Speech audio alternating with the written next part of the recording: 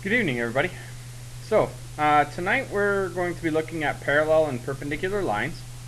And this is going to tie in with the graphing that we've been doing and finding the equation of a line and all that kind of goes with that. So, let's first talk about what parallel lines are and what perpendicular lines are.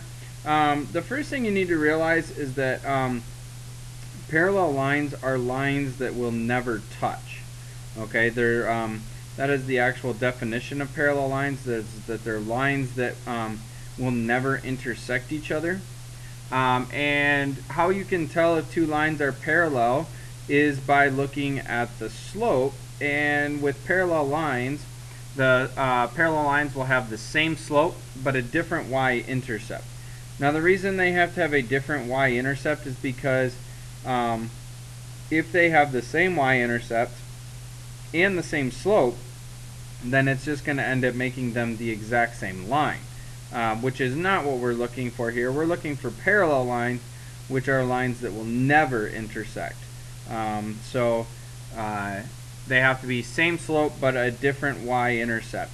Now with the perpendicular lines now are lines that intersect at a 90-degree angle, which you'll get more into when you start getting into the geometry aspect of everything, because in geometry you're going to be required, you'll actually have to graph perpendicular lines, and you'll have to deal with it that way. So you're going to actually have to be able to find lines that intersect at a 90-degree angle. With what we're doing here, we may graph them, but we're going to be graphing them based on a slope and the equation of that line, not based on given one line and we know that it intersects at a 90-degree angle. So we won't be dealing with the angle aspect. So with perpendicular lines, the slopes are opposite reciprocals. So let me give you an example of an opposite reciprocal. So if I had 1/3, the opposite reciprocal would be negative, and then you're going to flip it just like the reciprocal. So this would be -3. If I had 3, then my opposite reciprocal would be negative, and then we'd take the reciprocal of 3, which is negative, which is 1/3, and that would give us our opposite reciprocal of -1/3. So that's what perpendicular. That's what the slopes will look like. So when you're dealing, this is one way that the question could be asked. It could say determine if the graphs are parallel. Or it could say determine if the graphs are perpendicular. And what you're going to have to do is you're just going to have to figure out what the slopes are. And you're going to base it off the slopes. Alright, so I'm going to call this one y1, and I'm going to call this y2. And all that means is that this is the first equation, this is the second equation. So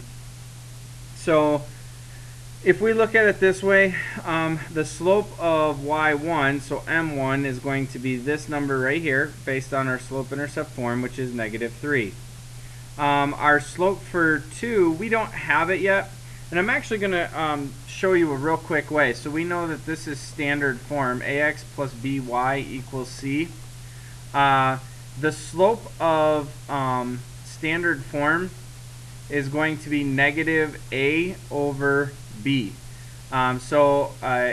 Real quick, if I was to solve this the normal way, I'd subtract 6x to both sides, and I would get 2y equals -6x minus 10. And then I would divide by 2, and I would get y equals -3x minus 5. Okay, which means my slope here is going to be -3.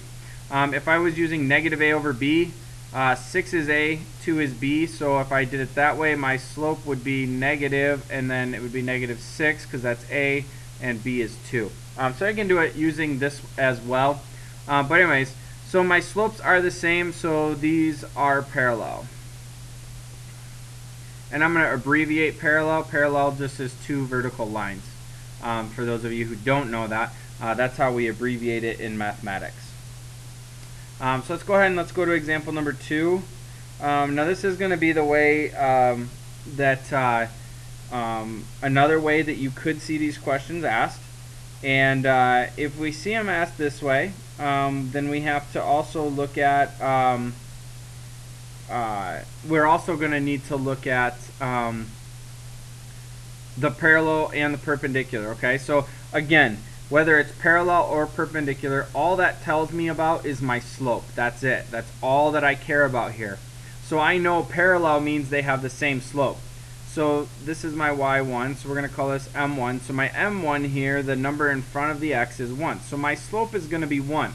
And I know since it's parallel, the slope of my new line is going to be 1 as well. So we're going to call our new line m2, and we're going to say that that is 1. Now you can use your point slope form. Alright, so my point slope form is y minus y1 equals m times x minus x1. And we're going to plug this information in now. So now you have y minus 1 equals 1 times x minus 4. And now you simplify and solve. So you got y minus 1 equals x minus 4. You're going to add 1 to both sides, and you get y equals x plus 3. And you notice that this has the same slope but a different y-intercept, which is the same here. Okay? And if it was to ask me for a line perpendicular to this, the only difference would be is that instead of my slopes having to be the same, my m2 would be the opposite reciprocal, and then I would do it the exact same way. Okay? So if you guys have any questions on this, make sure you ask me tomorrow.